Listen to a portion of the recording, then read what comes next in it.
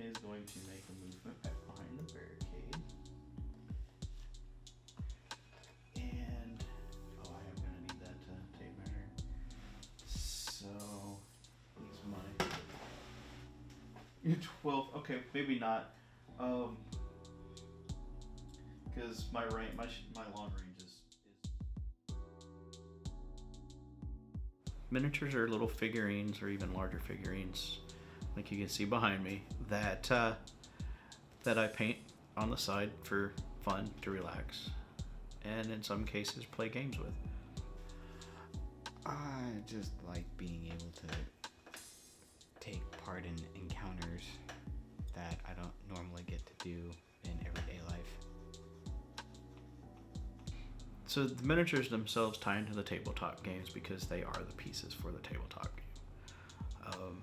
Like you have little tokens in all these other board games. These are those tokens. Each one represents a figure on a battlefield or in a war, or in some cases they are the single combatant running around doing things, such as like in D&D that actually represents your character on the map.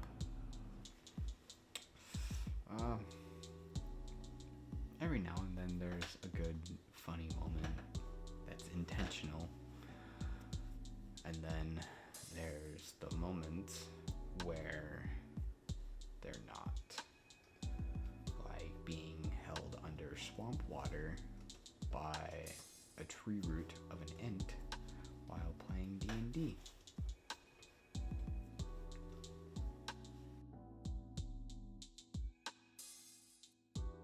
So Necromunda is played with a small group. It's a skirmish-based game.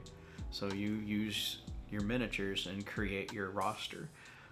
With the rule book, you set out a certain amount of money or credits, and each model costs credits. The equipment that goes with the model costs credits, and you put that together with those restrictions onto a list, and that becomes your gang.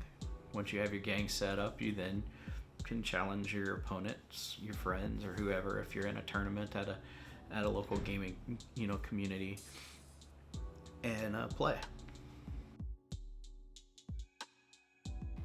Usually a new player would come, if there's a friend or something that I would like to introduce it to that have similar interests. I could show them the miniatures or the game book itself. Go through the rules with them, sit down, we could come up with, what game that they liked, if they wanted to paint it, or if they, had something that they could use to represent it. Or, I could, have them borrow some of my pieces, and we could play a game. You start off small and then work your way up. Teaching is individual. It depends on how the person learns best. Some people learn by reading, some people learn by doing. Some people learn by doing both. In small groups, typically to learn a game, but we might run with a larger group one of these days. I prefer small groups because I'm not good with large groups of people.